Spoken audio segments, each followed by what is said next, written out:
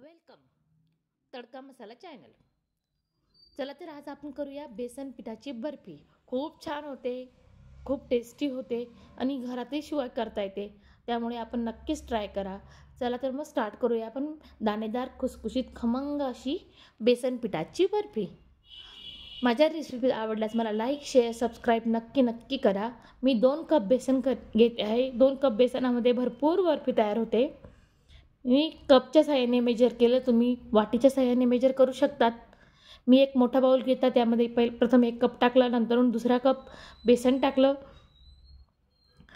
बेसन छान चाळलेलं आहे। दाणेदार बर्फी घरच्या घरी खूप छान पद्धतीने करता येतात, फक्त मेजरमेंट नीट पाहिजे। 2 कपला मी 1 कप दूध घेणार आहे। दूध मी बेसनात टाकलं आहे। बेसन मी भाजलेलं नाही, बेसन हे कच्चंच आहे, त्यामुळे बेसन भाजण्याची आवश्यकता नाही। आपण तुपात छान भाजणार आहोत। नंतरून दूध टाकल्यानंतर मी विस्करच्या साहाय्याने छान मिक्स करून घेणार आहे। हे सगळं मिश्रण अगदी एक पण गुठळी त्याच्यामध्ये राहिली नाही पाहिजे, या प्रकारे मिक्स करायचं आहे। एका दिशेने फेटूनच मिक्स करायचं आहे आपल्याला। अगदी झटपट होते। शिवाय गोड पदार्थ म्हटला की आपल्याला वाटतं काय करू नेहमी हा पदार्थ करून बघा, तुम्हाला नक्कीच आवडेल, तुमच्या सगळ्यांना आवडेल, घरातल्या सगळ्यांना आवडेल आणि शिवाय चविष्ट देखील होतो। अशा प्रकारे आपलं पीठ हे रेडी आहे। चला आता ट्राय करूया आपण बर्फी। बर्फी करण्यासाठी मी ही झाकून देते 5 मिनिटं। मी टीन ग्रीस करून घेणार आहे। एक टीन घेतला आहे मी चौकोनी आकारामध्ये, त्याला ग्रीस करून घेते।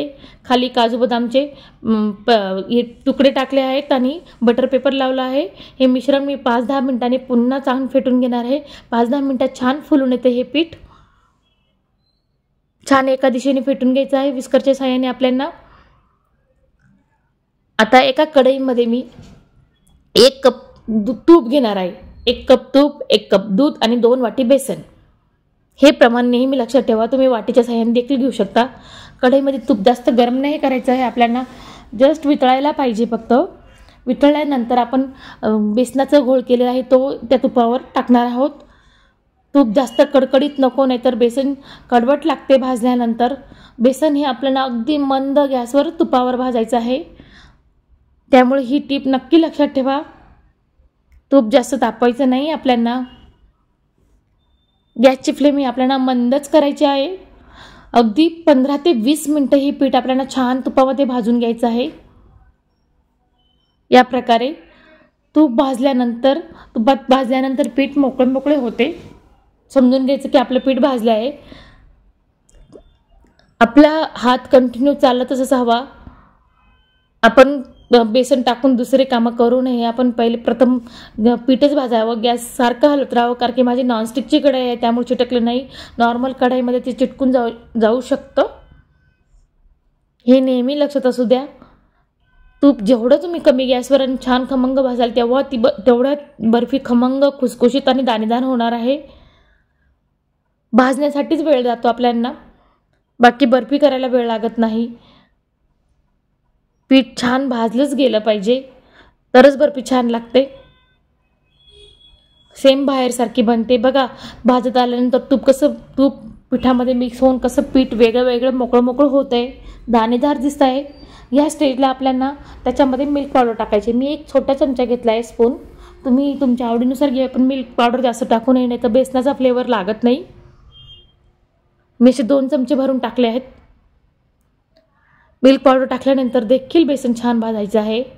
अजून आपल्याला 10 मिनिटं भाजायचं आहे। एक दाणा मोकळा होतो पिठाचा बघा। या प्रकारे छान भाजून घ्या। गॅसची फ्लेम माझी मंदच आहे, त्यामुळे मंदच असू द्या। आता मी छोटा चमचा वेलची पावडर टाकणार आहे त्यामध्ये। तुम्हाला आवडत नसेल तुम्ही नाही टाकले तरी चालेल, नाहीतर जायफळची पावडर टाका। आता आपण त्याचा पाक तयार करून घेऊ। मी 1 कप साखर घेतली आहे।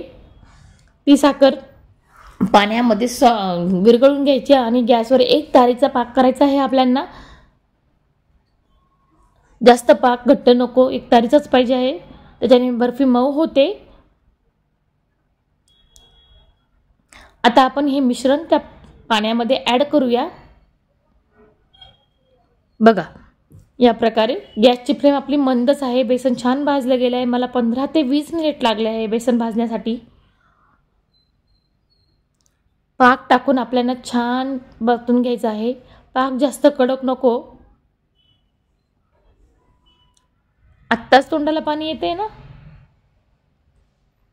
आता आपण टीनमध्ये टाकून घेऊ. खाली बटर पेपर लावला आहे, त्यावर ड्रायफ्रूटचे तुकडे टाकलेले आहेत मी आणि त्यावर आपण हे सगळं मिश्रण टाकून घेणार आहोत. मिश्रण थोडंसुद्धा चिटकत नाही, कारण की त्यामध्ये तूप टाकलं आणि कमी गॅसवर छान प्रकारे भाजलं गेले आहे ते. मी बटर पेपर आणि खाली ड्रायफ्रूट टाकले आहेत थोडे.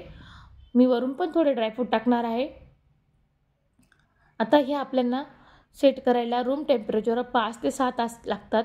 तुम्ही थोडे फ्रीजमध्ये ठेवल्यानंतर थोडाच वेळ ठेवा गार होस तर. 10 मिनिटात आपली बर्फी छान तयार होते. किती छान दिसते आहे ना. माझ्या रेसिपीज आवडल्यास मला लाईक, शेअर, सबस्क्राईब करा. बर्फी आपली छान सेट झाली आहे. आता आपण बर्फीचे छान पीस काढून घेऊ. लहानपासून मोठ्यांना सगळ्यांनाच आवडेल ही बर्फी. अगदी कमी साहित्यात बनते. Thanks for watching.